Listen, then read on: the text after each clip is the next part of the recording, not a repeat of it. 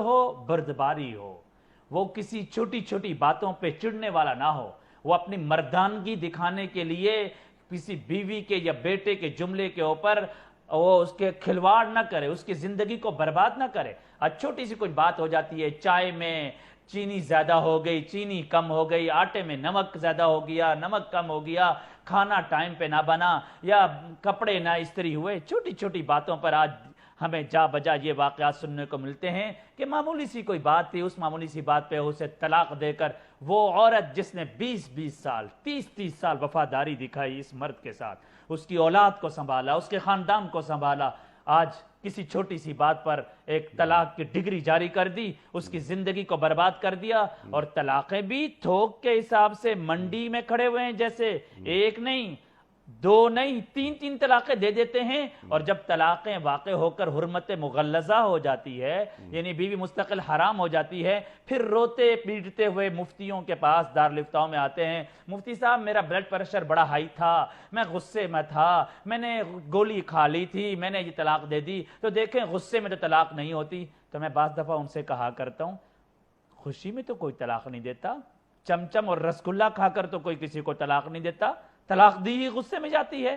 क्या आपने कुरान पाक के अंदर अल्लाह रब्बुल इज्जत का यह हुक्म नहीं पढ़ा था कि अपने अंदर तकवा इख्तियार करो, सब्र करो, हौसला करो, तहम्मुल रखो, बर्दबारी रखो? जब आपके अंदर ये 4 सिफात नहीं थी, शादी क्यों की है? आपके अंदर ये 4 चीजें। और एक अजीब मामला हो गया है, हमने गैर ममालिक में ये तरतीब बनाने की कोशिश कर रहे हैं हम इस पर कि शादी करने से पहले बाकायदा इस्लामिक शादी का कोर्स करना चाहिए।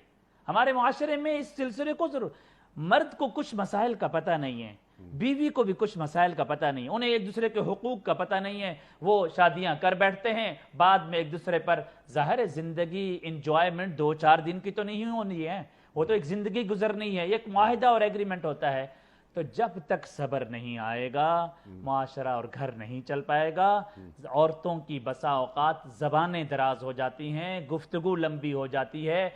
ख़वातीन को भी अपनी तरबियत करने की ज़रूरत है, मर्दों को तरबियत करने की ज़रूरत है। और मेरी बात से आप इत्तेफाक करें या ना करें, ख़वातीन को जहां तरबियत की ज़रूरत है, उससे ज़्यादा मैं समझता हूं मर्द की तरबियत ज़रूरी है, क्योंकि वो लीडर है। अगर उसकी तरबियत नहीं है, इसी में एक जुमले को और भी समझ लीजिए। मैंने एक जुमला कहा कि सब्र होना चाहिए। दूसरा मैं ये कहना चाहता हूं कि आज के इस मादियत के दौर के अंदर वफाएं खत्म हो गई हैं, वफा नहीं हो पा रही।